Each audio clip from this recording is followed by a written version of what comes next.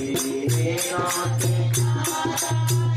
वासुदेवा हे नाथ नारायण वासुदेवा हे नाथ नारायण वासुदेवा हे नाथ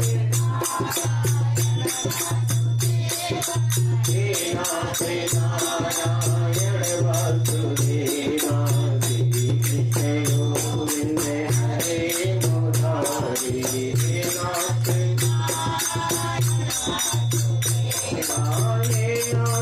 नारायण वासुदेवा हे नाथ वासुदेवा श्री कृष्ण गोविंद हरे मुरारी हे नाथ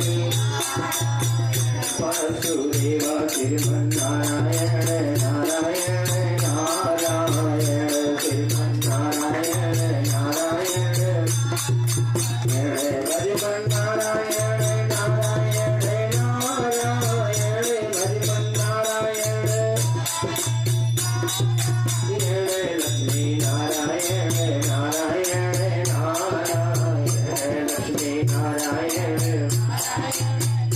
बोल लक्ष्मी नारायण भगवान की जय। के गद्दी के रक्षक हुओ हनुमान जी लैके गदा चहु बोर से ध्याओ जो कोई दुष्ट निकेतन आवे ताहि महाप्रभु मारि भगाओ जो धर ध्यान कथा सुनी है ताके धन धान्य और पुत्री बढ़ाओ विनती हमारे यही हनुमान जी छोड़ी के गढ़ी तुम्हें चली आओ कथा प्रारंभ होते है सुनो वीर हनुमान राम लक्ष्मण जानकी सदा करो कल्याण बैल चढ़े शिव जी मिले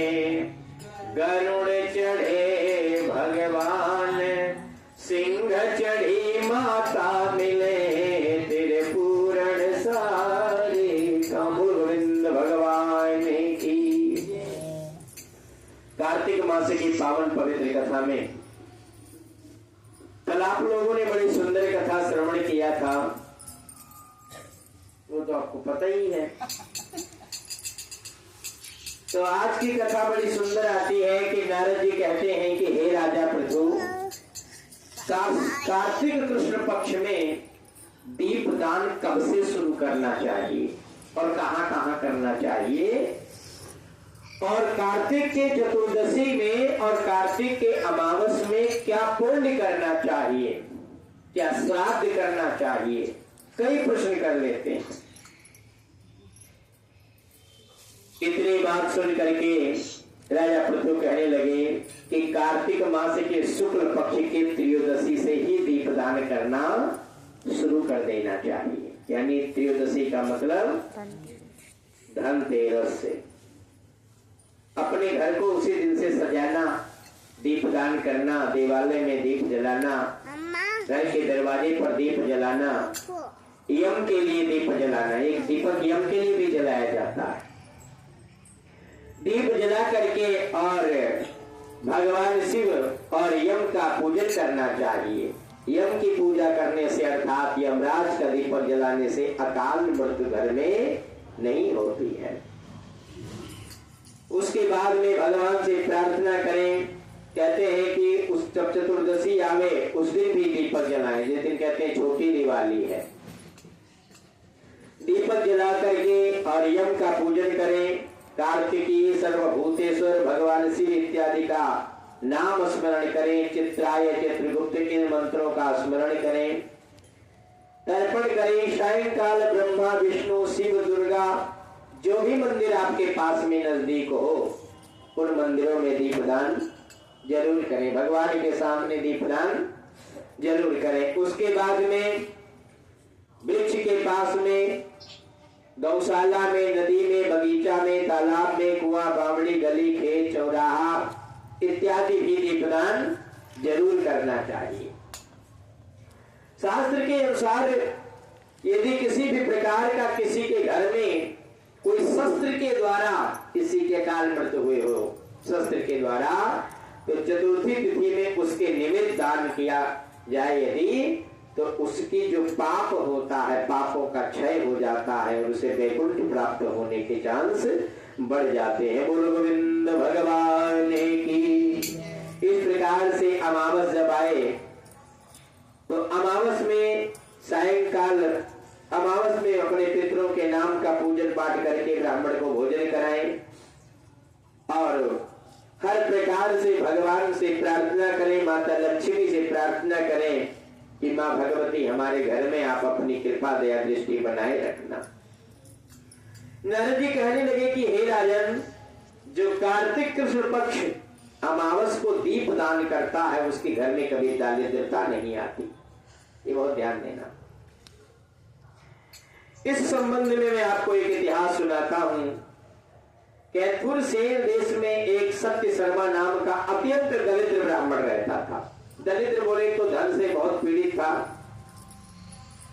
वो भगवान विष्णु की बहुत आराधना किया कर, बहुत पूजा, लेकिन भगवान विष्णु उसको धन देने का नाम नहीं लेते। आपने देखा भी होगा ये बात कि भगवान शिव की भक्ति करने वाला और भगवान विष्णु की भक्ति करने वाले में और कुछ अंतर हो या ना हो, लेकिन धन, रुपया, पैसा, इनका अंतर जरूर रहता है। बहुत समय व्यतीत हो गया ब्राह्मण को विष्णु भगवान की पूजा करते, कोई लाभ नहीं मिल पाया। लाभ का मतलब भक्ति मुक्ति मिलेगी, लेकिन वो लालच बस पूजा हो रही है कि हम भी करोड़पति बन जाए, नहीं हो पा रहा है। मंदिर में पहुंच गए पंडित जी के पास में, पंडित जी हम ये चाहते हैं कि किसी भी हमें धन बहुत मिल जाए, ऐसे किसी देवता का उपासना करो, वो हमें बताओ। ब्राह्मण ने कहा भाई यदि आप करना ही चाहते तो आप भगवान शंकर जी की आराधना करो। बोल शंकर भगवान की। जब भगवान शंकर जी की आराधना करना आरंभ कर दिए तो 1 साल तक भगवान शिव की तपस्या करना शुरू कर दे, नित्य नियम। और जब भगवान प्रसन्न हुए, कहने लगे कि क्या चाहिए प्रभु, मैं केवल धन के लिए आपकी सेवा और उपासना कर रहा हूं। मैं भी चाहता हूं कि मैं बहुत पैसे खर्च करूं, देवालय में जाकर के भंडारा करूं, पूजा करूं, व्रत करूं, दान करूं, गरीबों की सेवा करूं, लेकिन ये सब करने की तो बड़ी इच्छा है, लेकिन मेरे पास ठाकुर जी ने धन नहीं दिया है और बिना पैसे का भी कुछ नहीं हो सकता है। भगवान शंकर जी ने कहा देखो कार्तिक मास आ रहा है, अमावस्या तिथि में मैं डायरेक्ट तो आपको नहीं दे सकता, लेकिन मैं आपको नियम बता दूंगा। कर्म तो आप ही को करना पड़ेगा और कर्म यदि आप करोगे तो जरूर आप धनवान हो जाओगे। क्या कैसे कर्म करे प्रभु? कार्तिक मास आ रहा है और जब अमावस की तिथि आवे तो अपने राजा के पास चले जाना और राजा से प्रार्थना करना कि प्रभु मैं चाहता हूँ कि इस अमावस को केवल मेरा घर सजा रहे, मेरे घर दीपक जले और किसी के यहाँ ना जले। सब लोग तो अच्छे हैं, भले हैं, सब कर खा रहे हैं। एक आदमी यदि गरीब है तो उसको मदद कर देने में कोई बुराई नहीं है। राजा ने ब्राह्मण का बात मान करके और 14 को ही ढिंढोरा पिटवा दिया कि कोई भी अपने घर पे दीप नहीं जलाएगा, क्योंकि तुम्हारे अगर एक दीप न जलाने से किसी का भला हो जाता है, तुम्हारे एक झूठ बोल देने से किसी का भला हो जाता है, तो फिर वो झूठ नहीं रहता। राजा के कथन के अनुसार दीपावली की रात्रि में एक ही गांव में पूरा घर सजा हुआ है, दीप जलाएं जल रही। प्रयास करो कि मोमबत्ती, फुलझड़ी, कैंडल से ज्यादा बेहतर तुम्हारा घर का जो दीपक है, माता लक्ष्मी का स्वरूप वास्तविक रूप से वही माना जाता है। सरसों के तेल का बाती बना करके मिट्टी के शुद्ध दीपक में 11, 21, 51 हजार लाख, जिनका जो बजट हो दीपक जलाएं, प्रयास करें। कैंडल ना जलाएं क्योंकि कैंडल पिघलती रहती है, मोमबत्ती पिघलती रहती है, वहां से भी दोष पाया जाता है। दूसरी बात वो विदेशी प्रोजेक्ट है, तो फिर उसे खरीदने पर भी हमारे देश की आर्थिक व्यवस्था कमजोर होती है। इसीलिए हम यही निवेदन करेंगे कि जितना हो सके अपने घर में मिट्टी का दीपक जलाओ, सरसों का तेल का दीपक जलाओ। इस प्रकार से जो अमावस्या की रात्रि हुई, माता लक्ष्मी जी विष्णु भगवान को शयन करवाने के उपरांत में मध्य रात्रि में निकलती हैं कि चलो हम विचरण करें आवे नगर में। भाई पति के साथ साथ में भक्तों को भी तो देखना जरूरी है। और जब माता लक्ष्मी जी निकली तो आश्चर्यचकित हो रहा, पूरे ग्राम में अंधेरा है, किसके घर जाएं? माता लक्ष्मी जी ने देखा कि एक ब्राह्मण की कुटिया है, उस कुटिया में बड़ी सुंदर दीपमालाएं सजी हुई हैं। ब्राह्मण के घर माता लक्ष्मी जाने लगी। ब्राह्मण देवता गेट पर बैठे थे, जाने नहीं दूंगा, बदला लेके रहूंगा। और जैसे माता लक्ष्मी जी प्रवेश करती हैं, ब्राह्मण देवता हाथ जोड़ करके खड़े हो गए। हे मां भगवती, हे जगदम्बा, मैं अपने घर में आपको प्रवेश नहीं जाने देना चाहता। क्यों? 1 साल से ज्यादा तपस्या मैंने तुम्हारे पति का किया है, इतना निष्ठुर है वो, मेरी एक बात ही नहीं सुनी। कितना तपस्या करता था, कितना पूजा करता था। तुम्हारा पति तो निष्ठुर है और तुम चंचल हो। ऐसे परिस्थिति में यदि मैंने इतना लोभ बढ़ा लिया और फिर तुम चली गई मेरे घर से, तो मेरा क्या होगा? मैंने कईयों के मुंह से सुना है कि पंडित जी जब से एसी में रहने लगे हैं तब से पंखे में व्यवस्था नहीं बन पाता। सही बात है। तो जो लाखों में रहने की अपना व्यवस्था बना लिए हैं, उनको हजारों में उनका गुजारा नहीं होता। किसी महीने लाख नहीं आएगा तो लाख कमाने की कोशिश करेंगे, चाहे बेईमानी ही करना पड़ेगी, लेकिन लाख करना ही करना है। तो माता लक्ष्मी जी के अनेक विचार और वक्तव्य से ब्राह्मण देवता कहने लगे, एक ही शर्त पे जाने दूंगा, प्रवेश करने दूंगा, जब आप शपथ लो कि मेरे 3 जन्म 3 पीढ़ी तक आप मेरे घर से दरिद्रता नहीं घुसने दोगी कभी जीवन में।